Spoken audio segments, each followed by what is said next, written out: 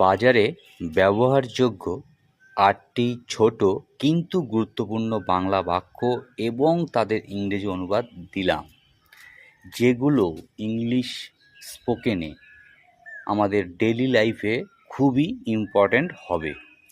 চলে আসি প্রথম বাক্যে। এইটার দাম কত? How much is this? Second, একটু কম হবে? Can you make it a bit cheaper? Can you make it a bit cheaper? Next, আর কিছু তাজা আছে? Do you have any fresher? Do you have any fresher? Next, 1 KG দিন। Give me 1 kilo please.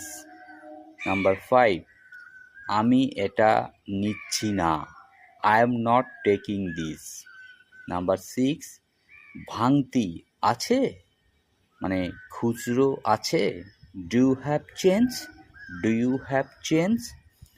Number 7, এটা কি আজকের তাজা? এটা কি আজকের তাজা? Is this fresh today?